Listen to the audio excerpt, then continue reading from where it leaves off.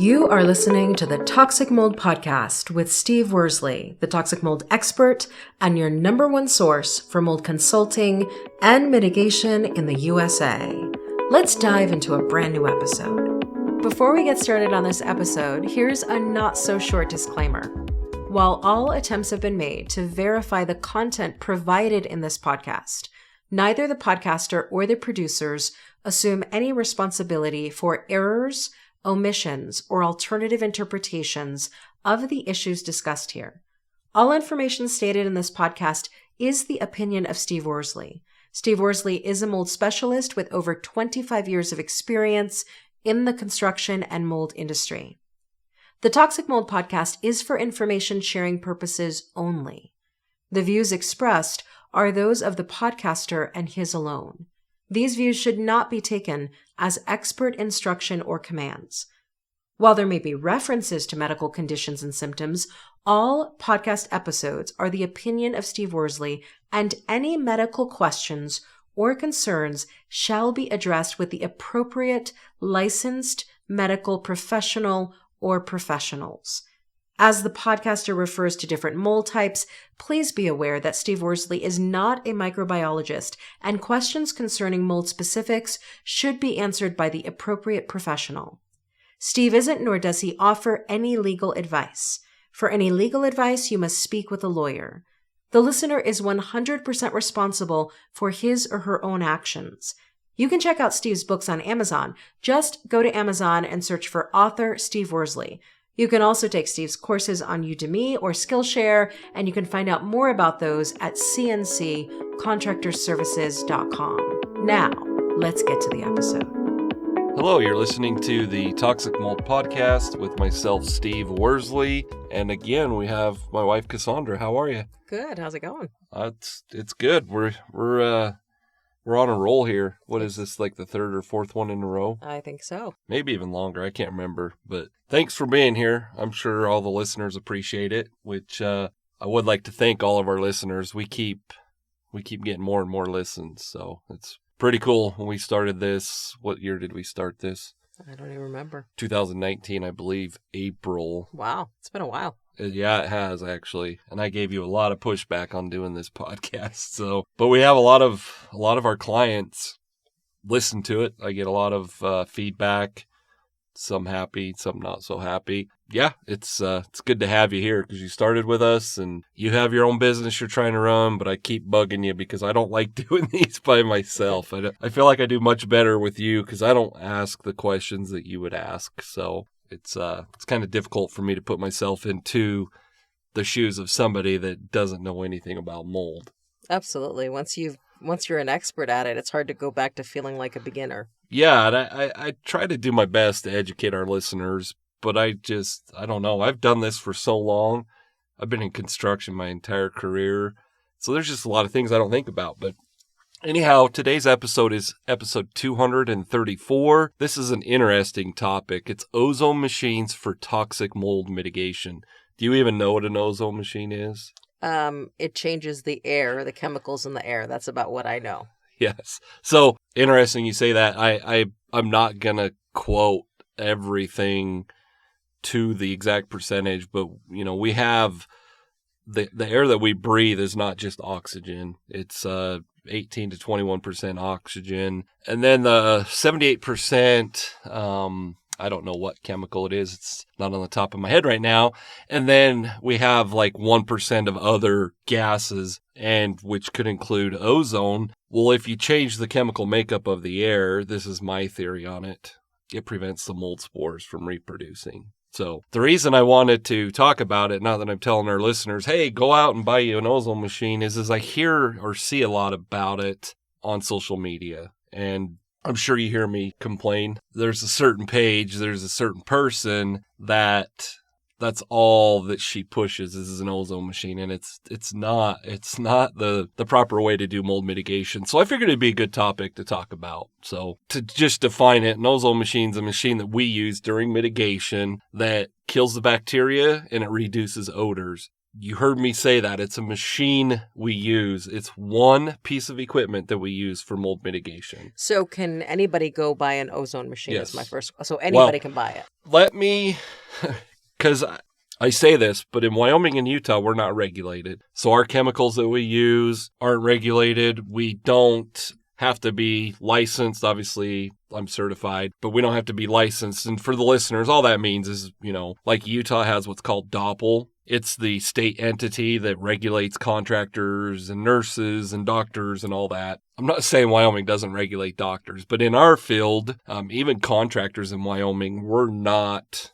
Like, I'm a licensed contractor in a few different municipalities, but we don't have a state contractor licensing agency, and you know that. But whereas Utah, once you're licensed through DOPL, you're licensed throughout the entire state.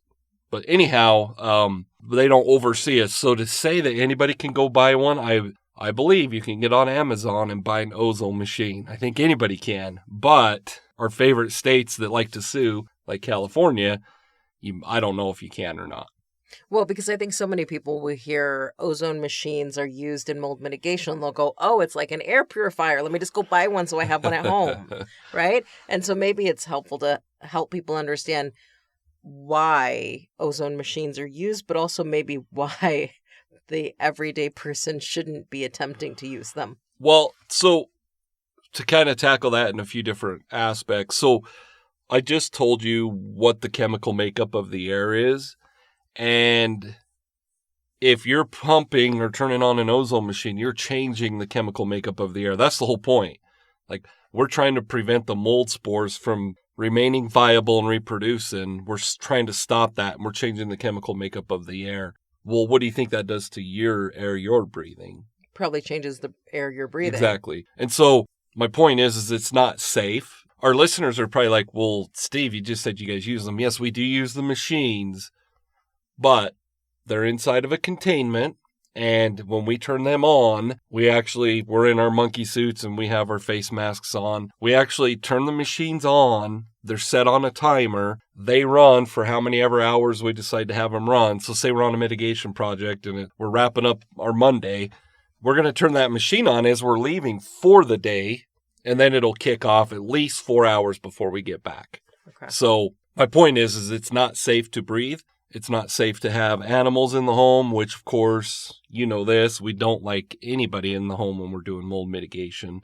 But just to kind of clarify that, like, it's not healthy to breathe, period. It's not, and I want to be clear of how I say this. Like, we've talked about people that use foggers or just spray chemicals for mold mitigation. It is only one piece of equipment that we use. And, we use air scrubbers. We're using chemicals. We're removing the mold from the home or whatever, building materials, whatnot. Maybe the building materials we're removing. It is only one piece of equipment. So for our listeners, would you go out and buy an ozone machine? If you want to. I just don't know that they're properly trained to be able to use them. A lot of hotels actually use them for odors, for people that smoke in their rooms. They bring in an ozone machine, and that's how they try to get those odors out. So did I kind of answer your question? You did. And I guess, somebody might be listening to this and wondering or thinking, hey, I had somebody do mold mitigation in my home and they didn't use an ozone machine. Is it standard procedure for a mold mitigation company to use an ozone? No. So that's kind of something I didn't address.